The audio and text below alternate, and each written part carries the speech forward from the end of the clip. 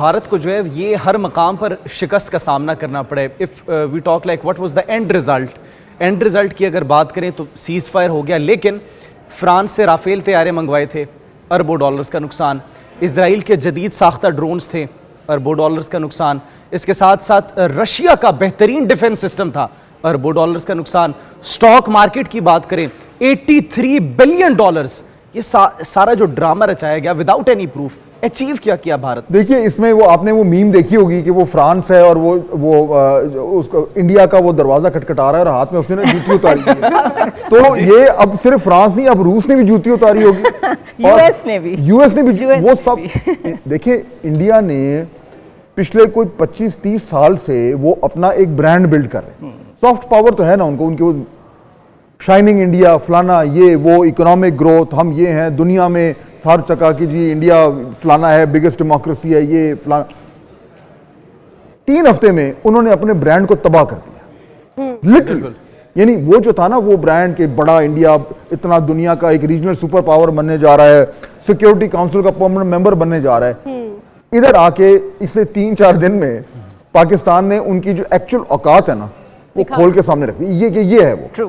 अब दुनिया में जो लोग इंडिया को बड़ा सीरियसली लेते थे, वो अब उसको थोड़ा कम सीरियसली लेंगे, और जो हमें कम सीरियसली लेते थे वो ज्यादा सीरियसली लेंगे। वो कहेंगे, अच्छा यार, हमें तो पता ही नहीं था पाकिस्तान तो ये इन्होंने तो। सो आई एम टेलिंग यू, ये सिर्फ ये एक कॉन्फ्लिक्ट नहीं हुआ, इस कॉन्फ्लिक्ट के जो रिपल इफेक्ट्स हैं, उससे ये पूरा खित्ते की डायनामिक्स चेंज होंगी और ग्लोबली चेंज होंगी।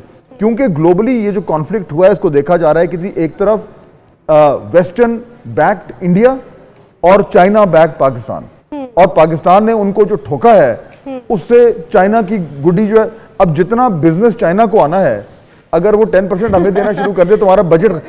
डोनाल्ड ट्रम्प ने तो टैरिफ लगाया था, उन्होंने और बिजनेस, हर मुल्क अब चाइना के पास जाएगा कि जी अच्छा ये हमें ये जहाज दें जो पाकिस्तान ने, जिससे उनको J-10C ये मिसाइल दें। तो इस टाइम जितने हम खुश हो रहे हैं ना, उससे ज्यादा भंगड़े इस टाइम चीन में हो रहे हैं। एग्जैक्टली। चीनी तो बहुत खुश। So it is a huge thing, और उसको हमें हमारे सारे पाकिस्तान में लोगों को अंडरस्टैंड करना चाहिए कि ये जो आज हुआ है जी, इसके बाद India will not remain the same India and Pakistan will not remain the same Pakistan. देखिए, बिल्कुल होगा। और इंडस वाटर ट्रीटी पे जो हमने जो रीजनल बयान दिया था, मेरे ख्याल में वो हमारी पॉलिसी है, और वो ये है कि अगर हमारे पानी से कोई गड़बड़ की जाएगी तो we will consider it an act of war. Exactly. अब वो जो एक्ट ऑफ वॉर का जो जुमला या जो टर्म था ना, अब उसको सीरियसली लिया जाएगा जी, क्योंकि अब हमने दिखा दिया है कि जब हम जंग करने पे आते हैं तो हम कैसे करते हैं। तो मेरे ख्याल में वो चीजें अब क्लियर होंगी। इंडस वाटर ट्रीटी का मामला हमारे लिए मेरे ख्याल में अब सबसे इंपॉर्टेंट चीज होगी, और हमें हर हवाले से जब तक वो हल नहीं होता, we have to make sure कि इंडिया को क्लियरली पता हो कि आपने छोटा सा भी पंगा किया तो उसका रिस्पॉन्स जो है वो कैसा होगा।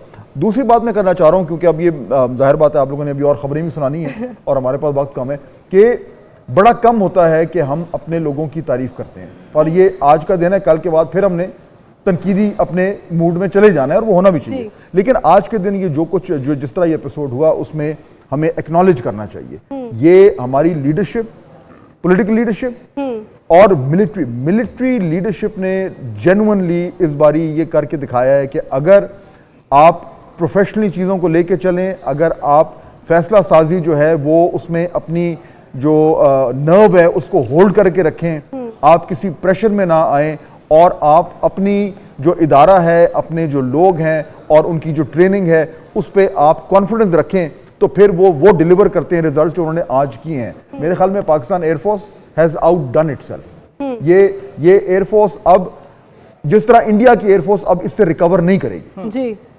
साल रिकवर नहीं करेगी। हमारी एयरफोर्स अब दुनिया की टॉप एयरफोर्स में उस पर ठप्पा लग गया। एग्जैक्टली। उसी तरीके से जिस तरह हमारी बाकी आर्म फोर्सेस ने आज जो कुछ किया है, ये बिल्कुल क्लियर हो गया है कि हमारा जो डिटरेंट वैल्यू है वो इस्टेब्लिश हो गई है, और हमारी जो लीडरशिप है उसने जिस तरीके से इस क्राइसिस को हैंडल किया है, आज के दिन मेरे ख्याल में पाकिस्तान में हर शख्स को उनको शुक्रिया भी अदा करना चाहिए, उनको थैंक यू भी कहना चाहिए। और at the end of it मेरे ख्याल में हमें बहैसियत कौम आज वाकई में, और अगेन ये कम होता है क्योंकि हम अपने आप के ऊपर हमेशा बड़े सख्त तनकीद करते हैं। आज के दिन कम से कम चंद घंटों के लिए let's all feel good to be Pakistan.